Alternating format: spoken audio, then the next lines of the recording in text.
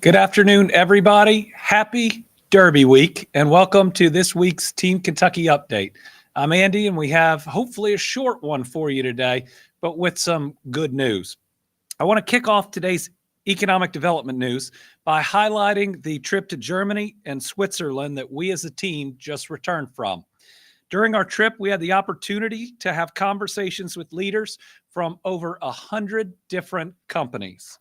Germany is one of the largest European investors in Kentucky with over 90 companies operating in our state. Of the companies we visited, 10 have their North American headquarters right here in Kentucky. This trip allowed us to speak directly with the decision makers considering new investments in our state. And we had the chance to talk with several prospects as well that are looking for a home in the United States. I want to highlight just a few of our stops. We had a great time visiting the leaders of Mubia at their headquarters in Germany. This, I think, is the only German company that has ever had a father and a son, both as governor, visit their German headquarters. It was a valuable opportunity to show that there is no better place to do business in than right here in the Commonwealth. They had the family representative, who in that picture is to my right, if you're looking at it, to your left. Their North American head, which is on the other side of me. Now, certainly two, if you're looking at it to the left, that's Travis, who heads our Kentucky facility, who was over there for training and that just happened to be there. He lives in Grant County, but it was neat to see another Kentuckian as we walked in. A lot of employees in the Commonwealth. This was a very good visit. We also made a stop at Freudenberg Filtration Technologies to learn more about their innovative solutions that pay good paying jobs in Hopkinsville. Let's see if we have that one. Yeah, so we got really a firsthand look at all the different types of filtration systems that they have. This is a big company that does a lot of different things. This is their group that does the Hopkinsville facility.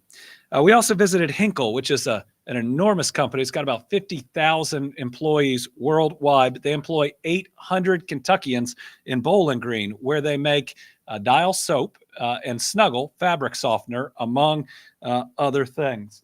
That one will come up in a minute. We were honored to not just get a tour of some of the newest technology and what they're doing in the EV space, but also to really learn about the significant R&D that goes into how they do their products. And this is their international CEO, who really spent a lot of time with us, and I think is scheduling a trip to come down to Bowling Green. So, a really good introduction. Gave us a lot of time, was very interested in what was going on in Kentucky. Next, we got to meet with Eberspacher, which is a company that made an announcement, and then we cut the ribbon on a big facility in Louisville, over at the port, at the World Port over there. This is their testing facility. They do exhaust systems, test motors, a lot of very technical work. This was good to meet with them as we now have them up and running in Louisville and to get direct feedback. We also met with BFW Envirotech of Germany. This company is a global leader in industrial filtration and a fifth-generation family-owned business. The family representative, again, if I'm standing there, is to my right. If you're looking at the picture to the left, walked us around. This is a company that started as a felt maker and now makes these big industrial filtration systems for power plants and others. It was fascinating to see all of their machinery and to talk about their Kentucky operations. We also hosted 3 events sponsored by well-regarded business organizations with almost 100 people in attendance. Not only is it important to say thank you to these German and Swiss companies that employ a number of Kentuckians, but it's important to see them at their home because they create jobs in our home. The feedback was overwhelmingly positive. We actually had one company leader come to the Swiss event that we weren't aware was going to be there, and the things he said about Kentucky and about how we work with our businesses were so positive. I know that we left this trip keeping jobs intact, that a company or two may have thought about moving elsewhere, but I also know we're going to see expansions or new locations coming out of this. Just about every meeting went as well as we could have asked for. A good trip. Thank you to Jeff Knoll from Economic Development, from our two European heads that are located in Hamburg, to Latasha Buckner, my chief of staff, for going with us on this really productive trip. Speaking of great companies doing businesses here, I want to congratulate a vital Kentucky automotive manufacturer on receiving a 2024 Corporate Investment and Community Impact Award from Trade and Industry Development magazine. Toyota Motor Manufacturing Kentucky received one of 16 corporate investment awards given out this year to honor its continued commitment to Georgetown, Kentucky. This award's a huge honor, and it's exciting to see Toyota continuing to work with Scott County and the Georgetown community to secure lasting prosperity. I want to congratulate Toyota on its 2024 CC Award, and I am proud to support the company's continued growth here in the Commonwealth. All right, last week, we also highlighted the continued momentum in our state's red-hot manufacturing sector. EPC Columbia, Inc., an industry-leading plastic injection molding company, announced its plans to expand the company's operations in Lebanon with a $3.6 million investment that's going to create 21 new full-time jobs. Having companies choosing to expand and grow their operations is crucial to our continued economic success. EPC Columbia is providing quality job opportunities in Marion County and the surrounding communities, and I congratulate them. I hope we'll convince them to expand again. I also want to congratulate Epic Flight Academy on cutting the ribbon for its new aircraft mechanics school at CVG Airport. Epic broke ground on the over 32,000 square foot building in April 2023 and completed construction last month. The Epic Flight Academy Aircraft Mechanic Program welcomed its first class of students in 2020, and students began training at CVG in the past 2 weeks. Workforce development is one of the most important proactive steps we can take, and this was absolutely crucial to this airport, where we have built enormous new maintenance hangars that's going to help the continued growth of Amazon, that has its largest investment ever in its history, and it's at that airport, which, remember, is on our side of the river, as well as DHL, which has its North American headquarters at that airport. So an incredibly important facility that's training people for really good jobs. Last week, we also approved state incentives for 3 projects totaling $35 million in planned investments in nearly 200 full-time jobs. The first is KOI Superior Walls, KOI Superior Walls, a newly formed company that will manufacture precast concrete foundation walls for residential and commercial construction. They're planning to locate a new facility in Boone County, and they're going to create 73 new full-time jobs. The new employment positions include manufacturing roles, sales, design, administrative, and management. The company is expected to begin full operations in late 2025. This is a new and welcome addition to our manufacturing sector, and their commitment to further growth will further strengthen Kentucky for generations to come. I want to thank KOI's leadership, and I look forward to their success here in the Commonwealth. 2 other projects also received approval through KEDFA. One is Omega Ophthalmic Enterprises, which is looking at a $31.5 million investment that will create 75 full-time jobs with an hourly wage of $40.39, including benefits. That would go to Jessamine County. The other is Central Screen Printing, Inc., which is proposing a $1 million investment that would create 50 full-time jobs in Muhlenberg County. With these investments in mind, we just continue a streak from the last several years that is our biggest, best economic development win streak ever, with well over 1,000 new location and expansions, a record $30.6 billion of new private sector investment, and over 52,700 jobs. It's going to be pretty exciting this Derby to welcome people to our new Kentucky home, where every opportunity that a child could ever dream of, we're trying to create those jobs right here in Kentucky. One way we're working to keep that momentum going is to continue to invest in site development. Last week, we announced 3 important projects across the state that have been approved for $2.6 million in funding. Those projects are in Fulton, Hickman, and Hopkins counties, which show that we're including everybody, that no one's left out, that every one of our counties, here 2 of our Mississippi River counties, deserve the same types of jobs as everywhere else in the state.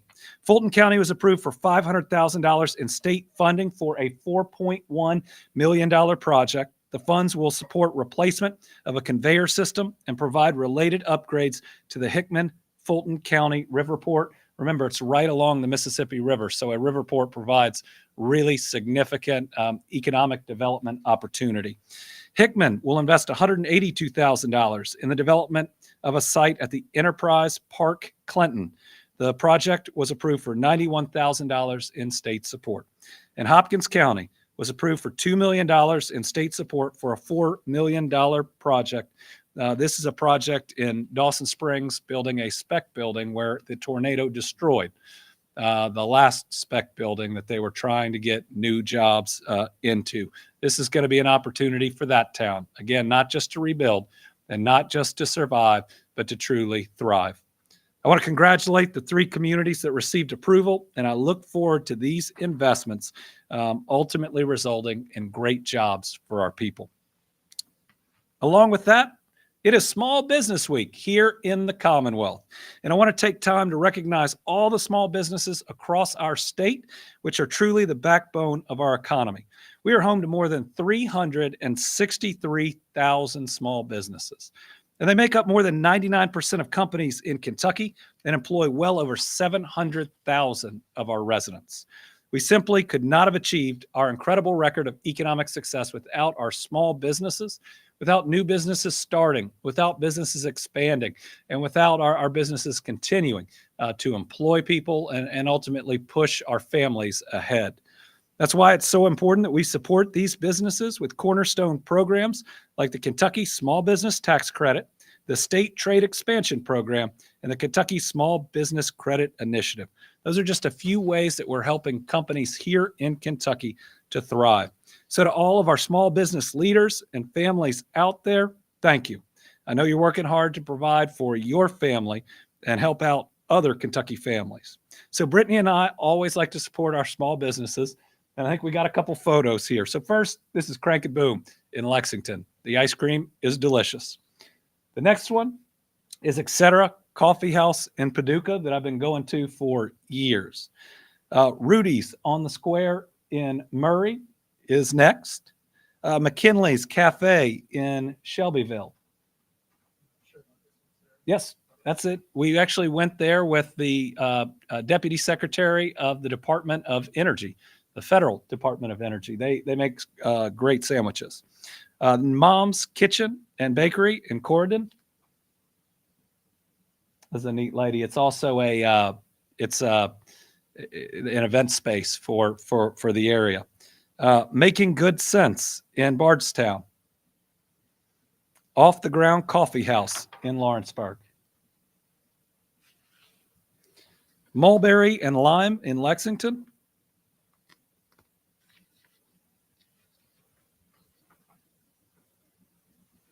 The Whistle Stop in Glendale. And Serendipity Candy Kitchen in Shelbyville.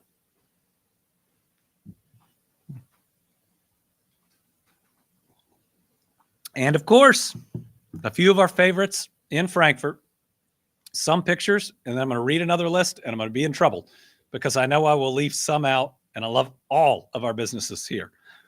Andy's Artisan Bread, because of the great first name. Engine House Coffee, which is pretty new here in Frankfort. That's also how bad I am at selfies. Hoggy's Ice Cream. That's a kid's favorite. And if you zoom out, yeah, that's Winnie with the pup cup. And Kentucky Coffee Tree Cafe. Of course, others that we love include Beast Bakery, Poppy's, Locals Pizza, Bourbon on Main, and so many more. Our small business owners are amazing, and we appreciate them this week and every week. And remember, Kentucky, small businesses are the first to hire, the last to fire.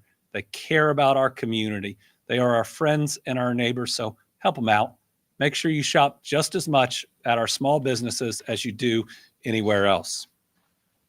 On Monday, we also got to take part in a really special event, breaking ground on a new recycling convenience center and transfer station in Paris. This is a special event because it's replacing a trash transfer center in the West Side neighborhood of Paris, which is a traditionally African-American neighborhood.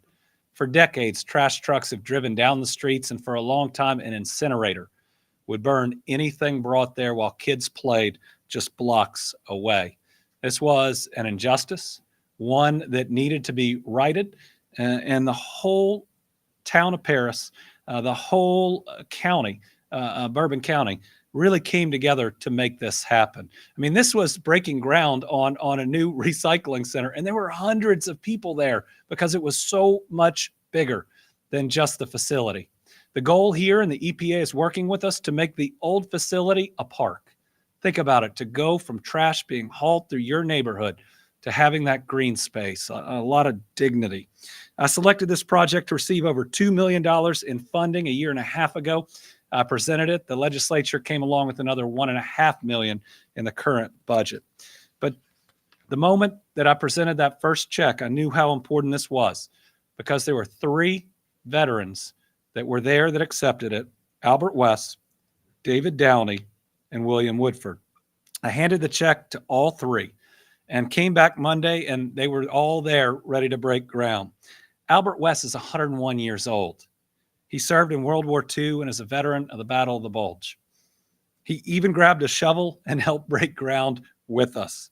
I talked to each of them for a little while. I told him I wanted his genetics, and he said I couldn't have them because he needed them. But he told me about his time serving the country and how he lost his parents when he was 9. And so when he joined the military, it was truly for the 3 hots and a cot, as he said.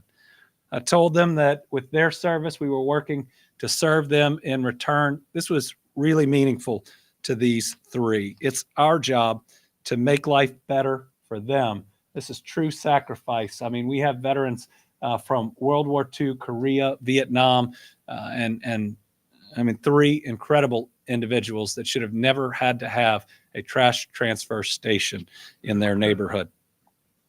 All right, next, we're also recognizing that May is Mental Health Awareness Month. And that's that important concept that in Kentucky, we recognize that it's okay to not be okay.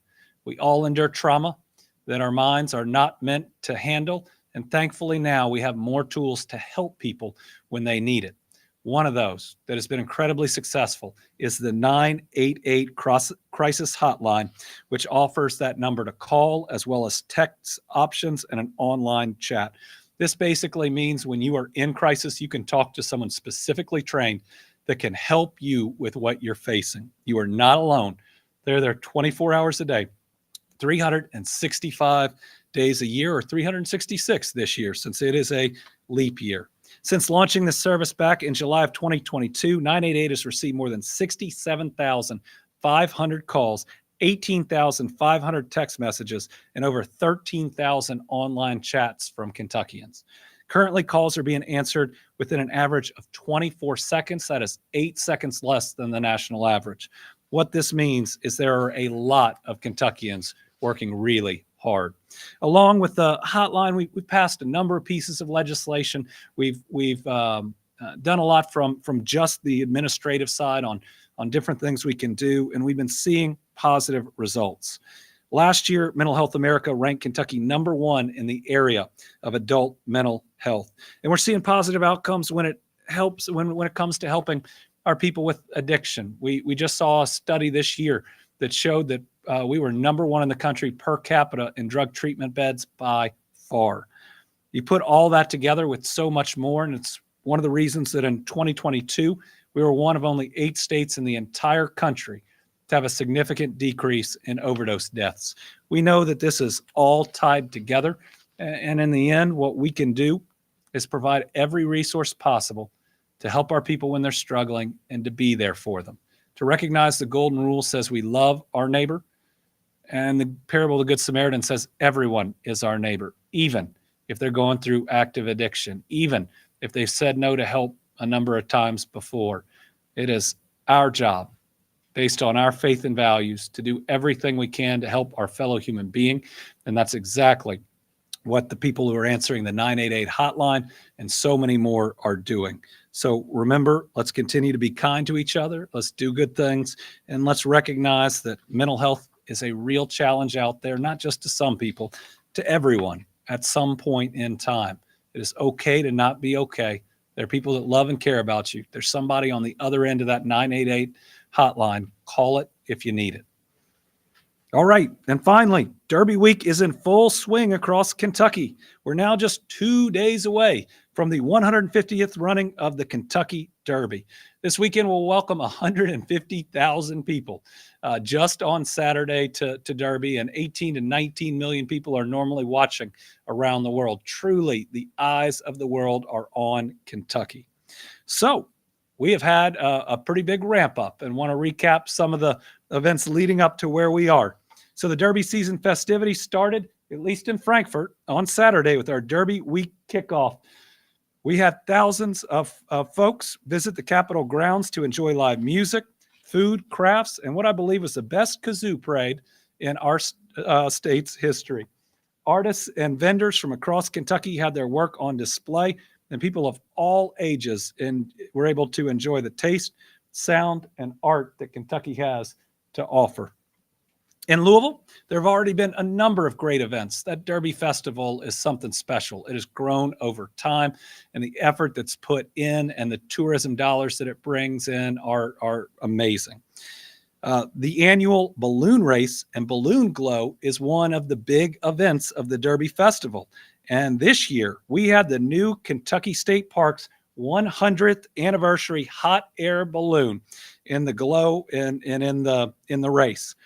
It'll also be making special appearances at state parks across Kentucky as we celebrate the 100th birthday of our Kentucky state parks. And then yesterday, I was able to get back to Churchill Downs to see and greet so many incredible people. From the jockeys, trainers, and grooms to the Churchill Downs staff, these folks are working tirelessly behind the scenes to make this an incredible Derby season. You could feel the excitement while I was there, and getting the chance to see some of the racehorses train was very special. We were also able to celebrate some historic figures who helped pave the way for the horse racing industry as we know it. I joined leaders of Churchill Downs and the Ed Brown Society to sign a proclamation naming April 29th to May 3rd as Ansel Williamson Week in the Commonwealth to recognize the contributions of Black horsemen in thoroughbred racing. The stories of Black horsemen and jockeys have often gone untold. They were the true pioneers. Most of the early jockeys who won the Kentucky Derby were African American. Many of the early trainers who won the Kentucky Derby were African American. But over the years, they were pushed out and their stories have not been told. I'm proud of the Ed Brown Society, the work that Churchill's putting in, and what we are doing to right this historic wrong and to make sure that we bring the right type of acclaim to these individuals, that we give them their due because it hasn't been given to them in too long, and that we be honest about our history, both in who made those initial contributions and then what happened for far too long in the industry, but the change that we are now seeing with people committed to doing the right thing. Black horsemen and trainers have been an integral part of the Kentucky Derby since its inception, and their achievements have helped shape the event into a renowned competition that it is today. And Ansel Williamson is a great example of this. So Ansel Williamson was born into slavery in Virginia in 1810. He became a sought-after horse trainer and was instrumental in training African-American jockey and then later trainer Edward Dudley Brown, who the society is named after. Williamson secured his place in history because he was the trainer of the first Kentucky Derby winner. Churchill Downs announced that it is honoring Williamson's legacy with the creation of a new award, the Ansel Williamson Leading Trainer of the Year Award. That's going to go to the trainer that wins the most races in any full meet at Churchill Downs, and they're going to announce it every year at Champions Day leading up to the Derby. That's that Wednesday. This is going to be a special moment where the best trainer from that previous year receives this award named after that champion trainer that won the first Derby. Churchill Downs also announced 2 other new awards, the Oliver Lewis Leading Jockey of the Year Award and the H.P. McGrath Leading Owner of the Year Award. This, again, is making sure that every year, not just this year, we recognize the contributions that African Americans made, especially in our early derbies. The first Derby, the first place, second place, and third place jockeys were all Black jockeys. And so now with these awards given each year, we'll make sure we're telling our history accurately and telling the story of those that haven't had their stories told in far too long. And then, just when we thought the Derby day couldn't get any better, we had possibly the most exciting announcement of this Derby season, and that's when Winnie picked her Derby horse. Armed with nothing but a GoPro and her canine instinct, Winnie surveyed the field and made her pick. Let's take a moment to show behind-the-scenes footage of Winnie Beshear making her choice.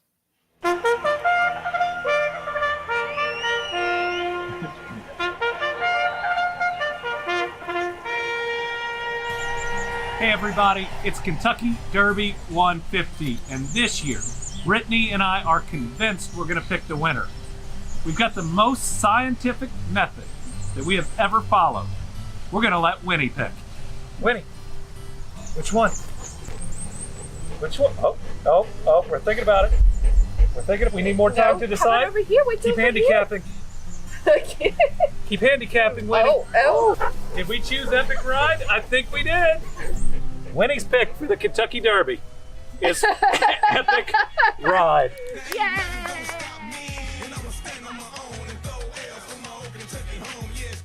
So Winnie is not going with the safe pick.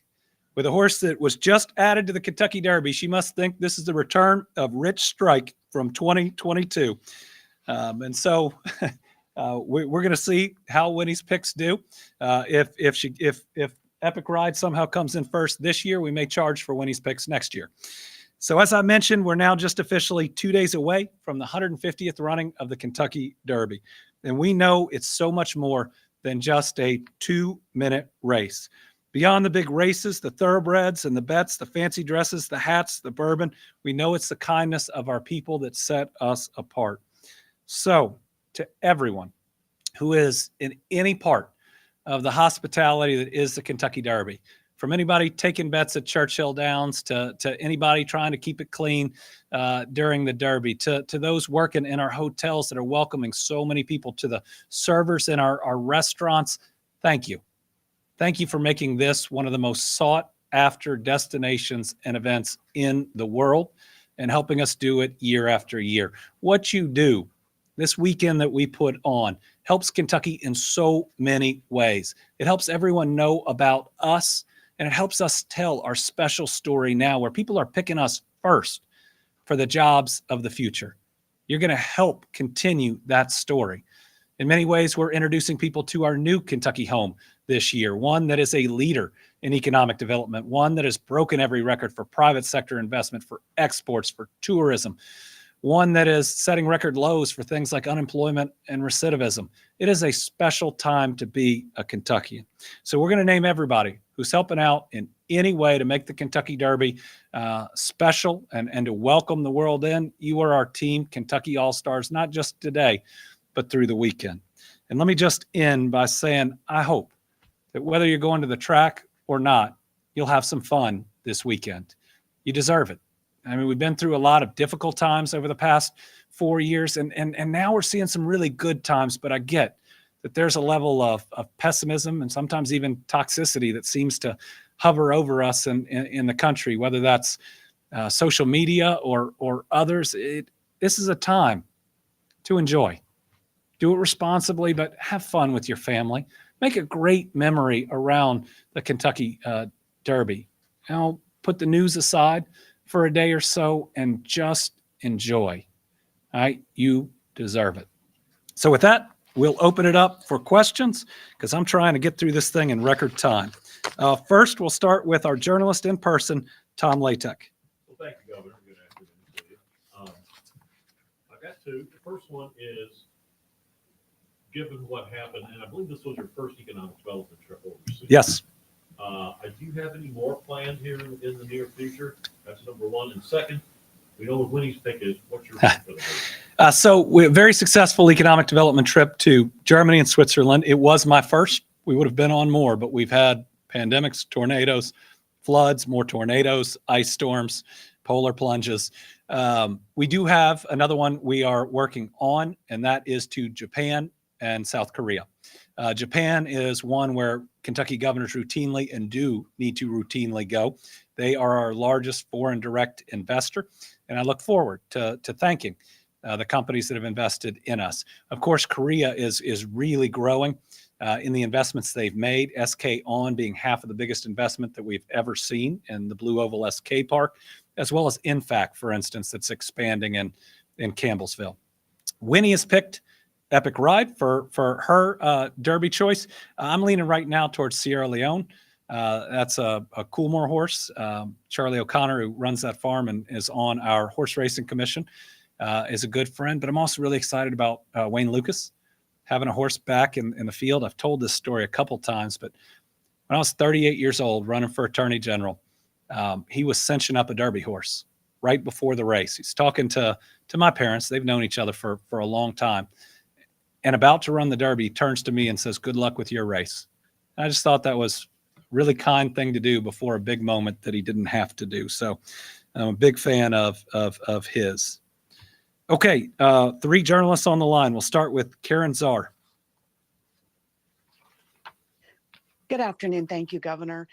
Governor, we often see an uptick in human trafficking during Derby week. It's something that you have taken into focus since before you were governor. Can you talk about concerns, improvements we've seen over the years, and what people need to be aware of? Then on a lighter note, can you guarantee that no treats were added to any of the tennis balls that Winnie selected? Want to make sure it was a fair draw. It was a fair draw for Winnie. No treats, peanut butter, cookies, or anything were added to the choices. Now, we did use cookies to get her outside, but then it was all on her. And on the serious note, any large sporting event sadly draws human trafficking, from the Super Bowl to a big car race to the Kentucky Derby. Thankfully, we have worked now for years, certainly in my 4 years as Attorney General, continuing as governor, for continued education, especially in our airports and our hospitality sector. I've told the story before about how the first human trafficking survivor that we rescued when I was Attorney General was because a hotel clerk noticed something strange and made a call. You know, in the past, they've put out, here are some signs to look for. Now they're the experts are saying there isn't any one specific sign, but here's what you need to do. If you see something that is off and you can feel that it's off, and when you're looking at it, you know that something's wrong, make a call. Now, if everything's okay, then no worries. But not making the call might be the difference in someone continuing to be abused on a daily basis and them finding safety. Remember, especially with children, it is not just our moral obligation, but you have a legal obligation to report child abuse, which certainly human trafficking is. And so be on the lookout. We don't want what is our big weekend to show everything great about us to the world marred by people being hurt and taken advantage of and abused in terrible ways. So let's show our Team Kentucky values, our faith, and our values by making sure we're protecting folks out there. And on a somewhat lighter note, just watch out for people that are celebrating a whole lot during Derby. It's not too hard to call a cab or an Uber or a Lyft for someone that needs it. Let's just all watch out for each other this weekend, make sure everybody gets home safely. Sarah Michaels. Good afternoon, Governor. Two questions. First of all, Attorney General Russell Coleman is leading a multi-state lawsuit against the Department of Education over updated Title IX rules that would add gender identity to the definition of sex discrimination. What are your thoughts on that? And another thing, the Supreme Court is deciding on Grants Pass v. Johnson, which could have impacts on the Safer Kentucky Act. What are your thoughts on that as well? Here, ask me that second question again, if you will, Sarah. Yes, the Supreme Court is deciding in the Oregon case about homelessness, and that could have an impact on Kentucky's Safer Kentucky Act. So what are your thoughts on that?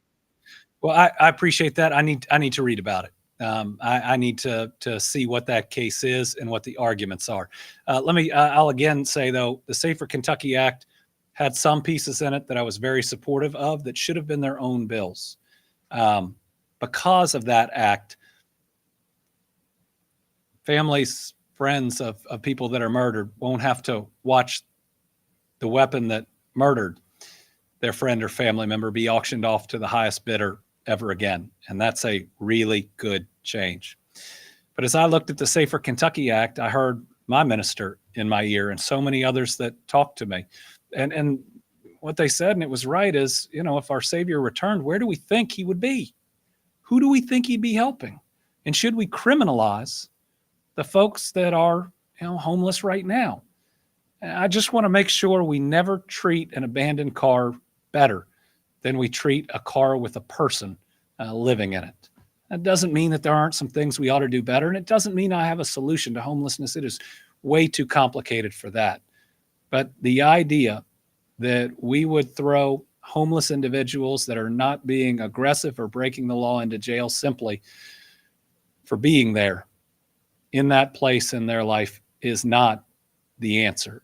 It's not, and it's wrong. And now I forgot the first question. Can you do that one again, Sarah? Sorry. Oh, yes, it was on Attorney General Coleman's lawsuit against the Department of Education. Being a former attorney general and a lawyer, I do want to read the lawsuit, but let me just say we're spending a lot of time with nasty rhetoric towards other children of God, right? Our LGBTQ plus population are our kids and our friends and our neighbors. They deserve dignity and inclusion. And while I don't know exactly what the change in the laws being challenged are, I hope the way that General Coleman or anybody else will go about this is not fear-mongering and isn't attacking our people. He's LGBTQ Kentuckians are Kentuckians, just like every other one of us. And they deserve the same dignity and respect. They deserve to be seen for who they are. And I just want individuals who feel attacked by this to know that somebody here in Frankfort cares about you. And we will do our best to make sure that this Commonwealth is accepting for everyone. And you certainly have a place in it, and we care about you. With that, Austin Horn.